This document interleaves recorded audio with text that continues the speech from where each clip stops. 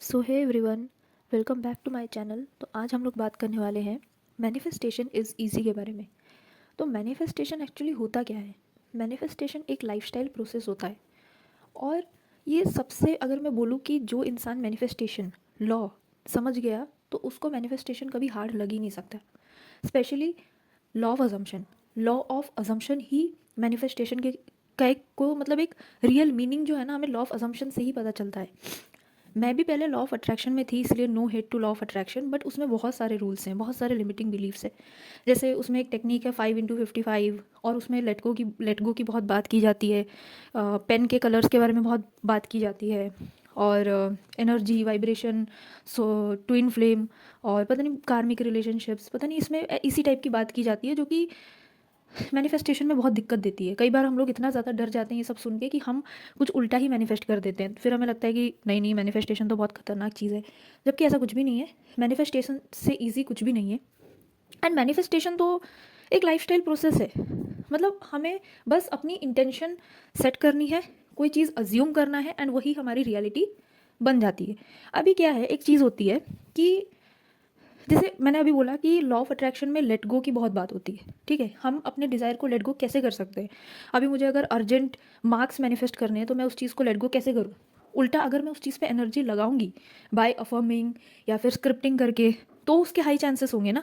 हाँ, अपनी विश से डिटैच हो जाओ, ऐसा नहीं कि 24/7 अपनी विश के बारे में सोचे जा रही हूँ, ये गलत चीज़ है। लेकिन अपनी विश पे एनर्जी देना, डेली अफर्म करना जितना हो सके रोबोटिकली, वो तो कभी गलत हो ही नहीं सकता। वही करना चाहिए हमें एग्जैक्टली तो ये एक चीज़ है। ठीक है। और अगर मैं बात करूँ मैनिफेस्टेशन की, तो कार्मिक रिलेशनशिप, लेट गो, किसी कलर के पेन, एंड ये ऑल, इस पे भरोसा ना करके सीधा अफर्मेशंस, स्क्रिप्टिंग और स्क्रिप्टिंग और क्या नाम है उसका, और क्या मतलब टेक्निक्स होते हैं, विजुअलाइजेशन, इन सब पे फोकस करो। और टेक्निक्स पे भी बहुत ज़्यादा डिपेंडेंट नहीं होना है, because techniques are the tool to manifest your desire. ठीक है। सारे हर चीज़ टेक्निक पे डिपेंड नहीं हो जाना है कि अगर मैं अफर्म कर रही हूँ 10 घंटे, लेकिन 10 घंटे के अलावा जो बचे हैं मेरे पास 14 आवर्स, उन आवर्स में मैं बैठ के अपोजिट सोच रही हूँ या बोल रही हूँ, तो कोई फ़ायदा नहीं है। फिर हम ये बोलते हैं कि अफर्मेशंस काम ही नहीं करते, मैं 10-10 मिनट में 10-10 घंटे कर रही हूँ, नथिंग इज़ वर्किंग। ऐसा नहीं होता है। ठीक है। अब बात रही कि मैनिफेस्टेशन ईजी होता कैसा है। अब देखो क्या होता है कि जैसे मुझे मैनिफेस्ट करना है, let's take example of exam marks. ठीक है, मुझे मैनिफेस्ट करना है क्या बोलूँ मैं अभी, मुझे मैनिफेस्ट करना है 100 में से 90। ठीक है, 90 मार्क्स मैनिफेस्ट करने हैं। तो मैं क्या करूँगी कि पहले तो मैं श्योर हो गई कि मुझे 90 चाहिए, 100 में से 90 मुझे चाहिए। तो अब मेरे को क्या करना है, मुझे अफर्म करना है। ठीक है, साथ ही साथ देखो, विदाउट एक्शन भी मैनिफेस्ट कर सकते हैं, बट मुझे लगता है कि जब हम एक्शन भी साथ ही साथ करते हैं तो हम ज़्यादा डाउट नहीं करते। हमारे मन में कहीं ना कहीं रहता है कि यार मैंने बहुत पढ़ा है, मतलब मेरे इतने आ जाएंगे, तो ज़्यादा रेजिस्टेंस नहीं आता। फिर आपकी मेहनत और अफर्मेशंस दोनों बहुत मैजिकली काम करते हैं। कई बार क्या होता है ना कि 90 से ज़्यादा भी आ जाते हैं बिकॉज ऑफ योर मेहनत एंड मैजिक। ठीक है, तो जैसे मैं अफर्म भी कर रही हूँ, पढ़ाई भी कर रही हूँ, सब कुछ कर रही हूँ, एंड सेल्फ कॉन्सेप्ट भी कर रही हूँ, सब कुछ कर रही हूँ, तो मेरे दिमाग में लाइक कोई रेजिस्टेंस नहीं रहेगा कि यार पढ़ तो नहीं रही हूँ, क्योंकि बहुत लोग मैनिफेस्ट कर लेते हैं बिना पढ़े भी। बट मुझे लगता है कि ज़्यादातर ना फेल भी हो जाता होगा, क्योंकि लोग क्या है कि मतलब जैसे जो लोग इतने प्रो नहीं है, वो लोग डाउट भी बहुत करते होंगे कि यार 90 लाने के लिए तो बहुत पढ़ना पड़ेगा, और क्या नाम है, लाइक 90 लाने के लिए बहुत पढ़ना पड़ेगा, मैंने तो कुछ पढ़ा ही नहीं, मेरे कैसे आ जाएंगे।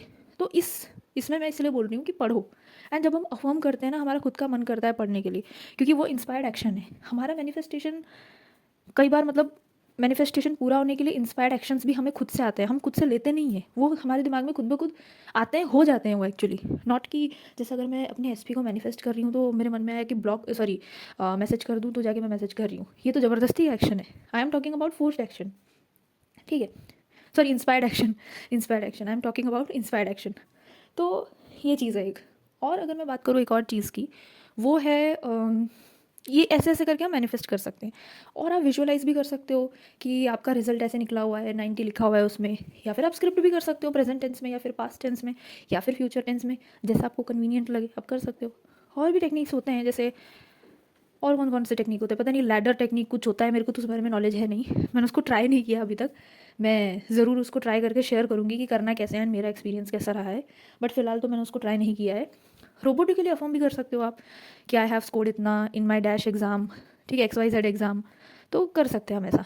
और टाइम क्रंच की मैं अगर बात करूँ इस वीडियो में मैं ज़्यादा से ज़्यादा चीज़ें कवर करने की कोशिश करूँगी। अगर मैं बात करूँ टाइम क्रंच की, तो देखो, टाइम क्रंच में मैनिफेस्ट करना बहुत ज़्यादा आसान है, मैनिफेस्टेशन ओवरऑल बहुत आसान है, बट मेरा रिकमेंडेशन टाइम क्रंच को लेकर बिल्कुल मतलब ज़ीरो ही रहता है, 0%।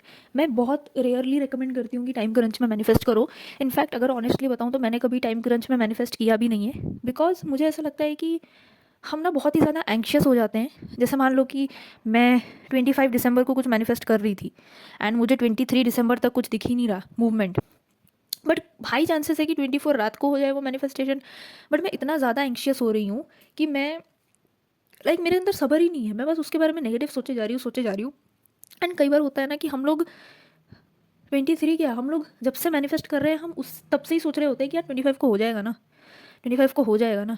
तो ये भी बहुत देखो, रेजिस्टेंस कोई भी क्रिएट नहीं करता। जैसे मैंने अपने प्रीवियस वीडियो में बताया था कि मैनिफेस्टेशन ब्लॉकेजेस वो तो एक फैक्टर है, बट कई बार हम खुद ही रीज़न होते हैं कि ब्लॉकेजेस क्रिएट हो गए। तो इसीलिए मैं रिकमेंड नहीं करती हूँ, बट अगर बहुत अर्जेंट है तो हो जाएगा मैनिफेस्ट, ठीक है। अपने आप को ज़्यादा सवाल नहीं करना है, ज़्यादा डेट पे फोकस नहीं करना है कि जैसे मुझे 20 तारीख को मैनिफेस्ट करना है, अभी तो 5 हो गए हैं, तो पता नहीं होगा या नहीं होगा। होगा यार, आप करो, अपना काम करो, अपनी डेली लाइफ भी है, सिर्फ मैनिफेस्टेशन थोड़ी है, बाकी काम भी तो करने हैं आपको, अपनी ज़िंदगी भी तो जीनी है आपको। मैनिफेस्टेशन में थोड़ी सारी एनर्जी, जान और टाइम लगाना है, बाकी आपकी लाइफ का क्या। आपकी लाइफ सिर्फ मैनिफेस्टेशन, आपके डिज़ायर के आसपास घूमनी थोड़ी चाहिए। तो अपने ऊपर भी फोकस करो, अपने डिज़ायर पे भी फोकस करो, दोनों चीज़ें साइमल्टेनियसली चलनी चाहिए। नॉट लाइक कि मेरे लिए यही इंपॉर्टेंट है, बाकी सब जो होता रहे। तो किसी भी चीज़ को आप अगर पेडेस्टल पे अपने अलावा चढ़ाओगे तो उसके तो ड्रॉबैक है ही, चाहे वो SP हो, चाहे वो कोई भी डिज़ायर हो। आप उसको अपने आप से बड़ा नहीं समझ सकते, उसको बहुत ख़राब है वो चीज़। अगर आप उसको बड़ा सोच रहे हो, यानी कि आप उसको गाड़ी की जो ड्राइविंग सीट नहीं है उस पर बिठा दे रहे हो, एंड और आपको पता है कि जो भी ड्राइविंग सीट पे बैठता है तो गाड़ी वो जिस डायरेक्शन में ले जाए आप उसी डायरेक्शन में चलोगे, यानी कि आपका मूड, आपकी हेल्थ, आपका लाइफ, सब कुछ उसी एक चीज़ के अराउंड रिवॉल्व करेगा, एंड आप शांति से नहीं रह पाओगे। इतना मैं गारंटी से बता सकती हूँ, क्योंकि अगर हम किसी चीज़ के पीछे पड़ जाते हैं ना तो हमारा मूड भी उसी हिसाब से रहता है। क्योंकि डिज़ायर्स कभी कभी क्या होता है ना कि डिज़ायर्स कभी कभी जैसे मूवमेंट होते हैं, ठीक है, कभी कभी कोई भी मूवमेंट नहीं दिखता है, कभी कभी बीच बीच में दिखता है, या फिर एक बार में ही दिख जाता है। तो वो डिपेंड करता है, किसी का फिक्स नहीं है कि क्या, हम ऐसा पता नहीं कर सकते। तो तब तक तो अपने आप को संभाल के रखना पड़ेगा ना। अब मूवमेंट नहीं दिख रहा है तो मैं ऐसा नहीं है कि रुक जाऊँ, या फिर बीच बीच में दिख रहा है इसका मतलब ये तो नहीं है कि काम नहीं कर रहा है। तो ऐसा कुछ भी नहीं है, किसी भी चीज़ को अपने आप से ऊपर रखना ही नहीं है, अपनी ड्राइविंग सीट पे खुद ही बैठना है। किसी डिज़ायर, किसी SP, किसी चीज़ को नहीं बैठने देना है, ठीक है। किसी को इतनी पावर मत दो कि वो आपको कंट्रोल कर सके, आप चीज़ें कंट्रोल करोगे। You are the god, nobody is god in your life except you in your reality, right. तो इतना अपने ऊपर भरोसा रखना है, अपने ऊपर अपने आप को प्रायोरिटाइज करना है, अपने आप को गॉड मानना है एंड गॉड की तरह जीना है, ठीक है। किसी को भी पेडेस्टल पे नहीं बैठने देना। अगर लग रहा है तो अपने आप को बार बार याद दिलाओ कि मैं ही गॉड हूँ, मैं लिमिटलेस हूँ, मैं जो चाहे मैनिफेस्ट कर सकती हूँ, मैं जो चाहूँगी वही होगा मेरे साथ, अपोजिट कभी हुआ ही नहीं।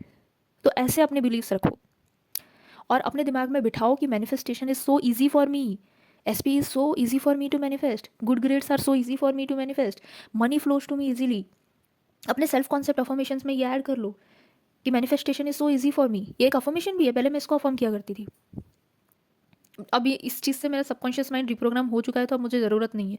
अभी आपका नहीं हुआ है तो आपको ज़रूरत है, तो आप अफर्म करो कि manifestation is so so so easy for मी, ठीक है। बार बार अफर्म करो, अपने आप को बार बार याद दिलाओ कि मैनिफेस्टेशन आसान है, क्योंकि वो है। बट प्लीज़ आप लॉ ऑफ अट्रैक्शन और लॉ ऑफ अजम्पशन को साथ लेके मत चलो, क्योंकि दोनों अलग अलग चीज़ें हैं, और आप कंफ्यूज हो जाओगे, फिर आपको समझ में नहीं आएगा कि आखिर करना क्या है। मैनिफेस्टेशन के कोई रूल्स नहीं होते हैं, स्टेप्स है, रूल्स नहीं है। लेकिन लॉ ऑफ अट्रैक्शन में बहुत सारे रूल्स हैं जो कि आपका दिमाग ख़राब कर देंगे। मेरा भी करा एक दिमाग ख़राब, जिस मतलब इतना दिमाग ख़राब कर दिया था कि मैं जिस टाइम पे जो चीज़ें मैनिफेस्ट कर सकती थी वो मैं नहीं कर पाई, क्योंकि मुझे ऐसा लगा कि यार ये भी करना पड़ेगा, यार लेट गो तो मुझसे हो ही नहीं पाएगा, इतनी देर तक बैठ के ये करना पड़ेगा, वो तो मुझे हो नहीं पाएगा। एंड पर्सनली मुझे विजुअलाइजेशन में होती है थोड़ी तकलीफ, और मुझे पसंद भी नहीं है।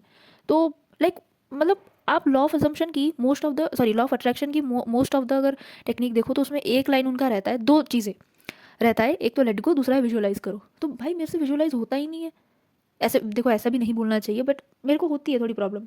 तो मैं अभी जैसे मैं जो भी चीज़ अपनी लाइफ में मैनिफेस्ट कर रही हूँ वो विदाउट विजुअलाइजेशन होती है। मतलब बहुत ही कम चीज़ें होती है जो मैं विजुअलाइज कर पाती हूँ, और बहुत लाइक हर चीज़ को तो मैंने विजुअलाइज करके मैनिफेस्ट किया ही नहीं है। तो ये एक चीज़ है। तो गाइज रिमेंबर कि आप ही हो अपने रियलिटी के गॉड। आप पेडेस्टल पे हो, आप अपने आप को ही पेडेस्टल पे रखोगे, किसी को नहीं चढ़ाओगे। और दूसरा है कि मैनिफेस्टेशन से इजी कुछ भी नहीं है। मैनिफेस्ट करो, ठीक है, बट अपने आप को उसमें मत भूलो। डिज़ायर मैनिफेस्ट होंगी, ज़रूर होंगी, अपना ख्याल रखो।